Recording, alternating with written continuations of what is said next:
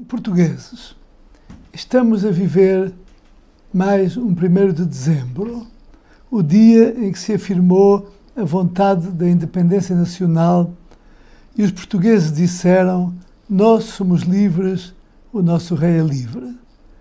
Para nós, o 1º de dezembro aconteceu uma vez e o 1º de dezembro acontecerá sempre. Mas hoje vivemos um 1º de dezembro diferente. Cada vez mais portugueses enfrentam a angústia de não saber como cumprir os seus compromissos financeiros e mesmo de como sustentar as despesas básicas das suas famílias. A todos eles quero manifestar a minha solidariedade. Hoje atingimos aquele limite em que Portugal tem uma economia em recessão e se esgotou a capacidade do Estado em se financiar. Os sucessivos aumentos de impostos já nem aumentam a receita do Estado, porque as famílias e as empresas já não produzem o suficiente para os pagar. Hoje, tal como em 1640, mas devido à incompetência de alguns governantes da Terceira República, a nossa política depende da vontade de estrangeiros. A população tem dado provas de grande civismo. Por isso, a todos os que se manifestam de forma cívica em defesa de um Portugal mais justo e mais independente, quero manifestar o meu apoio. Na crise presente, é justo que peçamos contas a quem nos colocou nesta situação de pré-falência. E é justo também que se tentem recuperar fundos fraudulentamente desviados. Apoio os que pedem a descriminalização por atos públicos de gestão danosa. O princípio do Estado de Direito Democrático é a base da nossa ordem pública. E esse princípio baseia-se na dignidade da pessoa humana e na afirmação de que o Estado tem que estar ao serviço da pessoa e as pessoas têm que servir o Estado comum de todos nós. Mas hoje existem muitos privilegiados a beneficiar das chamadas gorduras do Estado. Muitos fornecimentos, contratações, parcerias público-privadas e ajustes diretos deveriam ser reavaliados à luz do interesse público, tal como tem sido revelado por auditorias do Tribunal de Contas. Por isso, a todos os que exigem que o Estado respeite o direito, eu digo: a instituição real está convosco. No Estado democrático, os partidos políticos têm uma missão essencial a desempenhar, mas é útil que as pessoas de boa vontade se unam aos partidos, aqueles que melhor defendam os seus ideais. O exercício da cidadania não se pode limitar à atividade partidária.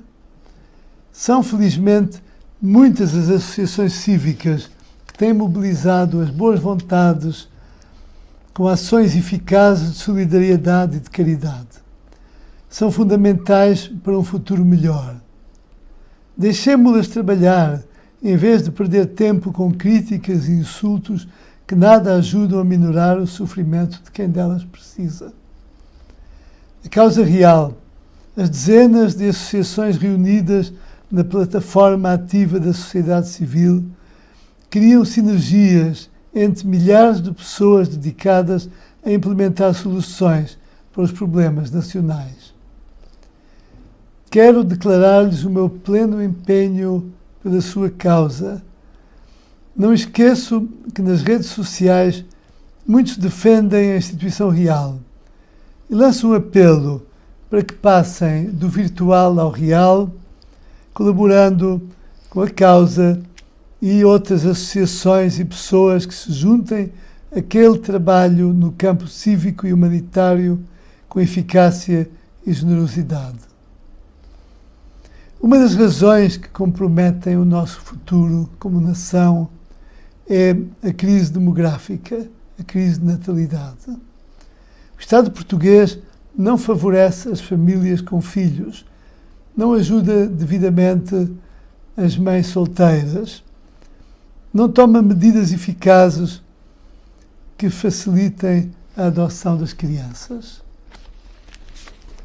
Perante o já chamado inverno demográfico da falta de natalidade, para mim, que acredito no direito à vida, é difícil aceitar que o Estado, com o dinheiro dos nossos impostos, subsidie o aborto a pedido.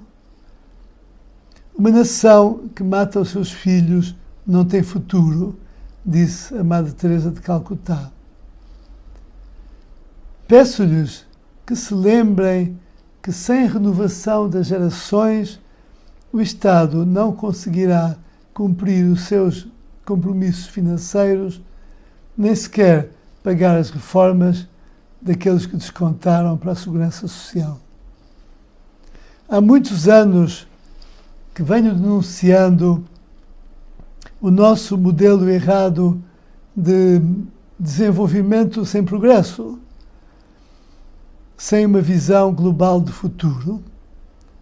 Mas é verdade que por todo o país tenho encontrado exemplos de pequenos e grandes empresários de sucesso, alguns reconhecidos internacionalmente. A burocracia estatal e a lentidão da justiça têm provocado graves entraves a quem quer produzir. Temos que exigir mais ao Estado, mais responsabilidade, mais respeito pelos governados que o sustentam e, acima de tudo, mais dignidade. Precisamos urgentemente de um Estado moderno e eficiente que assegure a nossa soberania e a ordem interna, garantindo a oferta de bens públicos em setores essenciais e a regulação e estímulo à atividade económica nos restantes, de forma a propiciar o crescimento das empresas e a oferta de emprego.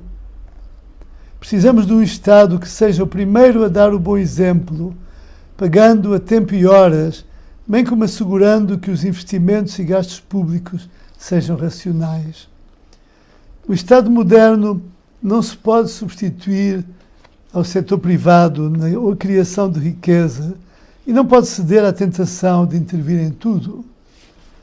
O Estado social moderno deve dar apoio aos mais desfavorecidos.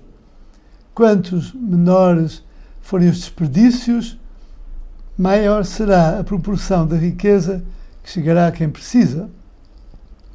Para isso, não podemos ter uma sociedade toda subsidiada, não podemos ter um setor empresarial subsídio dependente. Como representante e chefe da Casa Real Portuguesa, é esta a reforma de Estado que preconizo.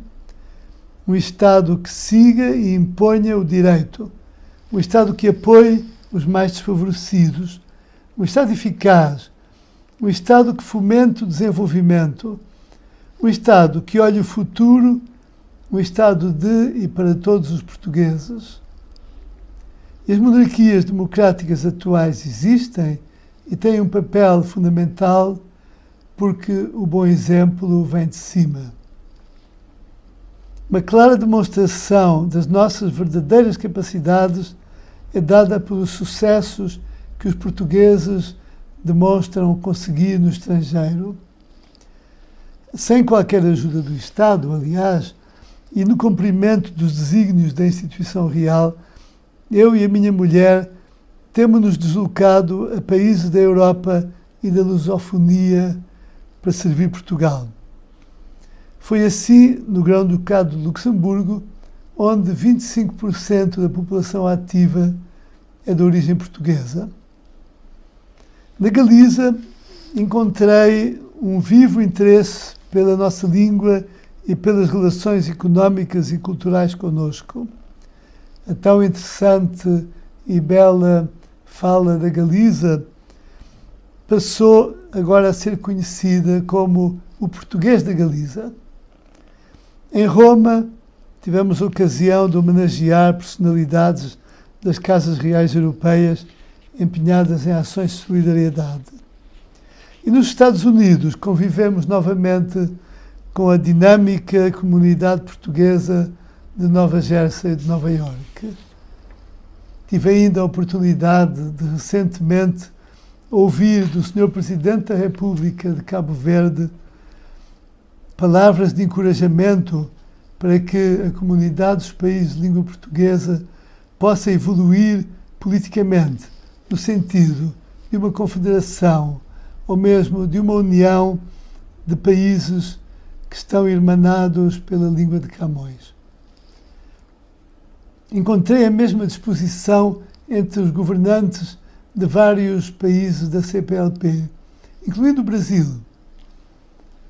Cada dia são mais os que perfilham a visão de que juntos os países de língua portuguesa podem e devem construir um destino comum que será melhor do que o que atualmente se configura em separado. Neste 1º de dezembro, aproxima-se a data em que celebramos o Natal. Não deixemos que esta data seja desvirtuada publicamente pelos apelos ao consumismo. Façamos desta data um estímulo à nossa tradição de solidariedade e caridade, apoiando as instituições que organizadamente trabalham nesse sentido, como eu e a minha família procuramos fazer. Há mais de um século que a nossa família se encontra impedida de exercer a missão que desempenhou desde que Afonso Henriques foi aclamado Rex Portugalorum, rei dos portugueses. No passado 5 de outubro, tive ocasião de me dirigir aos portugueses, celebrando a independência alcançada nesse dia de 1143 com o Tratado de Zamora. Precisamos de regressar a esse novo futuro, de agir como sempre soubemos fazer após os desastres do passado, regenerando Portugal, mas em bases mais sólidas, aprendendo com os erros do passado. Apelo aos portugueses para que se unam e atuem noutro projeto para um Portugal melhor. Apelo aos jovens, nomeadamente os que se ausentaram, e a todos, lá como aqui, para que continuem a acreditar em Portugal. Para essa nova etapa da história, aqui declaro que eu e a minha família estamos disponíveis a servir Portugal nos cargos para que os portugueses nos chamarem. Viva Portugal!